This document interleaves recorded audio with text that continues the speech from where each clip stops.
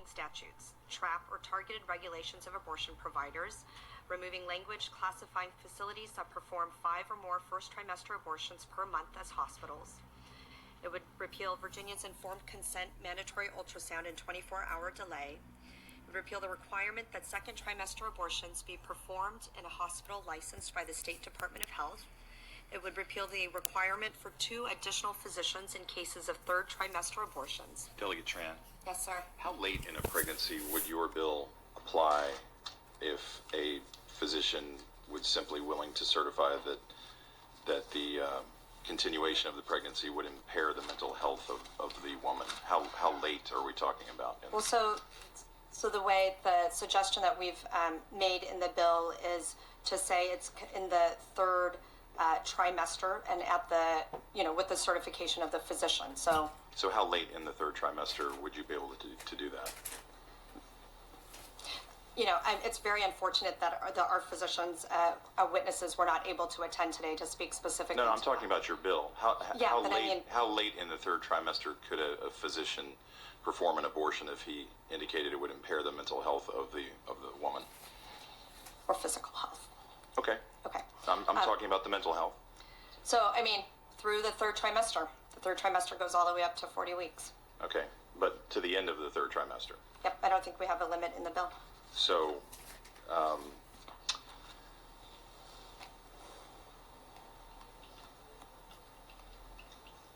where it's obvious that a woman is about to give birth, she has physical signs that she is about to give a birth, would that still be a point at which she could request an abortion if she was so certified?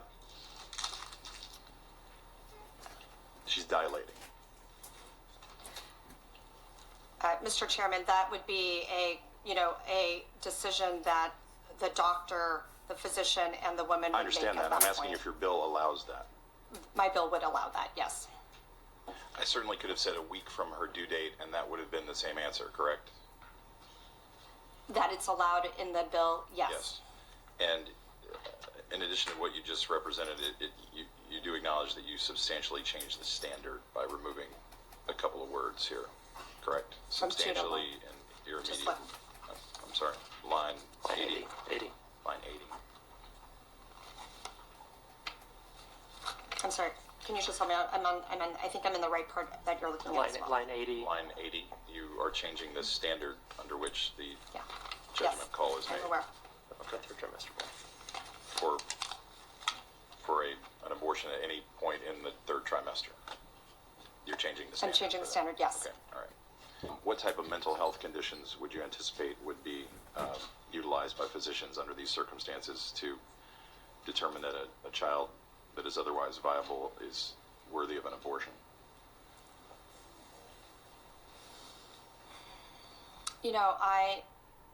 Again, I'm not a physician, so I can't make those calls as to when a physician would determine that a woman's mental health would where they would be able to certify an abortion at that point. But the physician wouldn't have to have any specialized training in mental health to make that determination under your bill, right?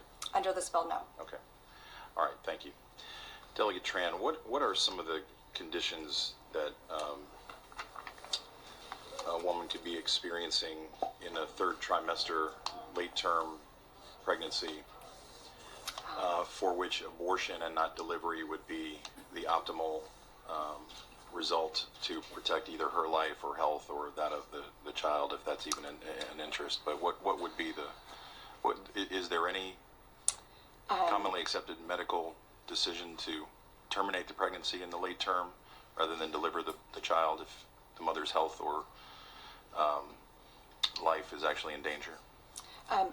Mr. Chairman, I am aware that there are certain medical conditions where that might be an option for the mother, and I would actually turn over to Galena from Mayroll to see if she has those specific medical examples. Okay.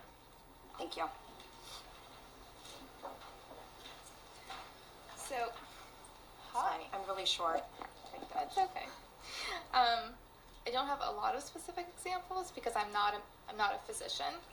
I'm an attorney. So, and we unfortunately do not have the physicians could not be here today because they are seeing patients at the moment. I know that there are certain central nervous system anomalies that cannot be determined until later stages in the pregnancy. I also know that certain anomalies, like the absence of certain organs. Okay, so you're talking about the child. Now, let me just leave that out of the equation then. Sure. In terms of the health or life of the mother, what conditions are there that can't be resolved by delivering the child rather than undergoing an abortion? Again, I am not a physician. What I can point to a case that happened in Ireland. That's the first one that comes to my mind. That I'm happy to find for you and send you the article about. I can definitely send you that article, and if you'll give me some time, I can ask our physicians to provide you with a list of maladies that can lead to a woman having to have an abortion at the late stage of pregnancy. I do know that those cases exist. But you don't know what they are.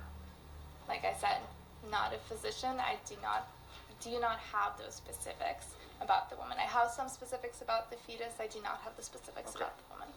All right. And again, since you yielded, you don't have any. I'm telling you now, Yes. delegate. You don't have any specifics on that, obviously. No, I don't. I'm Okay. not a physician. Okay. Well, we're talking about a lot of physician stuff here, and nobody appears to know the answer, and the doctors aren't here. So, it would have been helpful maybe to